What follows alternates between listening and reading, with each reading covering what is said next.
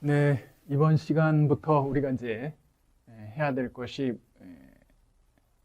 이미 뭐 과정은 다 끝났고요. 그죠? 형으로표까지 다 했고 이게 이제 문제집니다. 우리가 지금 모의고사가 2개가 실려 있어요. 근데 이 모의고사는 무조건 풀어야 돼요. 이건 기출 문제들입니다. 그래서 이제 여러분들이 기출 문제 감각도 익힐 겸 그리고 문제가 거의 똑같이 나는 경우도 많고요. 어떤 거는 이제 뭐 숫자만 살짝 바꾸는 경우도 있고요. 그렇습니다. 그래서 문제를 좀 꼭 이 문제는 같이 풀어보도록 하죠. 중요한 문제니까. 그리고 이제 앞에서 조금 본 문제들도 꽤 많이 있어요. 그렇게 푸는데 어렵지는 않을 겁니다. 한번 시작해보죠. 다음은 국제회계 기준의 특징으로 볼 수 없는 것은 이렇게 나옵니다. 국제회계 기준은 원칙 중심의 회계다라는 거는 뭐 이미 얘기를 했고요. 그죠? 원칙 중심의 회계죠. 그러다 보니까 각 나라마다 할 수 있는 여러 가지 회계 처리 방법을 다 용인하는 거죠. 원칙만 정해놓고 처리 방법은 용인을 하는 거죠. 다양한 방법을. 그 다음에 이제 국제회계 기준에서는 이제 개별 재무제표 중심이 아니라 연결 재무제표 중심으로 바뀌었죠. 그죠? 그래서 이거는 틀렸다. 그죠? 그래서 국제회계 기준의 가장 큰 특징은 역사적 원가에 기초한 측정에서 공정가치 측정으로 많이 바뀌었죠. 그죠? 공정가치 측정으로 그 방향을 전환했다라는 점. 그 다음에 이제 국제회계 기준은 각국의 협업을 통해서 이제 기준을 만들었다는 거. 그래서 답은 2번이 틀려 있습니다. 그 다음에 이제 재무제표의 질적 특성에 대한 내용이죠. 재무제표 질적 특성은 그죠? 근본적 질적 특성과 보강적 질적 특성 두 가지가 있었죠. 근본적 질적 특성과 보강적 질적 특성이 있었습니다. 근본적 질적 특성이 더 중요한 거죠. 그죠? 그래서 근본적 질적 특성이라고 하는 것은 두 가지죠. 목적 적합성과 그 다음에 충실한 표현이라고 있습니다. 목적 적합성과 충실한 표현이라는 게 있고요. 그 다음 목적 적합성은 예측 가치라는 게 있고요. 피드백 가치라는 게 있고요. 중요성이라는 기준도 있습니다.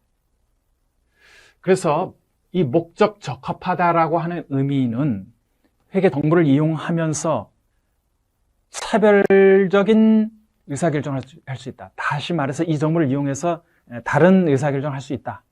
그런 것이 목적 적합한 정보인 거죠. 정보 가치가 있었으니까 A라고 하는 결단을 내리려고 했는데 그 정보를 통해서 B라는 결단을 내리게 됐다라는 거죠. 그랬을 때 우리는 목적 적합하다 이렇게 얘기를 하고요.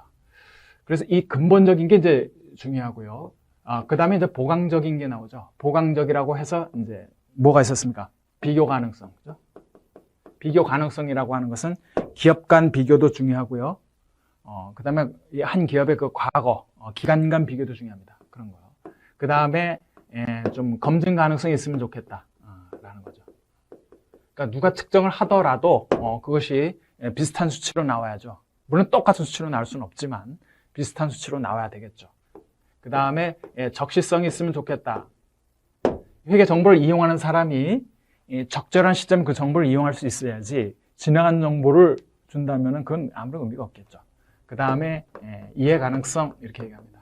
이해 가능성 이런 것이 보강적 질적 특성이다 라고 얘기를 하면서 설령 보강적 질적 특성의 일부분이 희생이 된다 하더라도 목적 적합성을 지키기 위해서 보강적 질적 특성이 일부 희생되는 경우도 있다라는 거죠. 그러니까 이 근본적 질적 특성을 지키기 위해서. 그러니까 이게 더 중요한 거니까. 일례로 우리가 회계 정책을 변경을 해요. 왜 변경한다고 했어요? 그렇게 변경하는 것이 목적 적합하니까 한단 말이에요. 그거는 과거의 어떤 기간 간 비교 가능성을 해치잖아요. 그렇다 하더라도 한다라는 거예요. 그렇다 하더라도. 그래서 일부 보강적 질적 특성의 훼손이 있다 하더라도 목적 적합하다면은 할 수가 있다라는 거죠. 그런 내용들이 있었죠. 한번 볼까요? 목적 적합한 재무정보는 정보 이용자의 의사결정에 차이가 나도록 할 수 있다. 재무정보의 예측가치, 확인가치 또는 이 둘 모두가 있습니다. 이 피드백 가치가 확인가치로 이름이 바뀌었어요. 똑같은 개념이죠. 의사결정에 차이가 나도록 할 수 있다. 오케이. 좋은 내용이고요. 표현의 충실.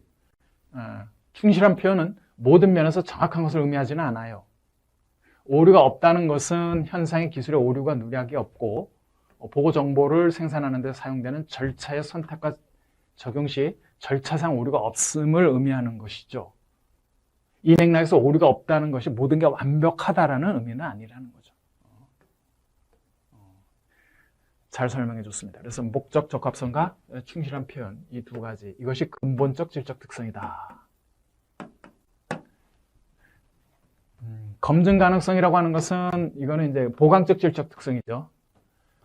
검증 가능성은 합리적인 판단력이 있고 독립적인 서로 다른 관찰자가 어떤 서술이 표현 충실성이라는데 비록 반드시 완전히 일치하지는 못하더라도 의견이 일치할 수 있다는 것을 의미한다. 오케이, 좋아요. 개량화된 정보가 검증 가능하기 위해서 단일 점 추정치해야 한다. 점 추정치라는 게 뭔지 아세요? 딱 얼마 이렇게 수치가 나온다는 거예요. 점 추정치. 그래서 점 추정치의 뭐 반대말이랄까? 뭐 그런 개념은 구간 추정치입니다. 구간이라고 하는 것은 어느 정도 이렇게 이 구간을 두고 예측을 하는 거 아니에요. 점 추정치는 딱 이거다라고 예측을 하는 거고요. 그래서 이거는 점 추정치일 필요는 없어요. 어떻게 인간이 그렇게 정확히 점 추정치로 딱 수치를 내겠습니까? 이 구간 추정치로서 충분하다라는 거죠. 그래서 이 표는 잘못되어 있습니다. 비교 가능성, 검증 가능성, 적시성, 이해 가능성은 목적자 적합하고 충실하게 표현된 정보의 유용성을 보강시키는 질적 특성이고요. 때로는 하나의 보강적 질적 특성이 다른 질적 특성의 극대화를 위해 감소돼야 할 수도 있습니다.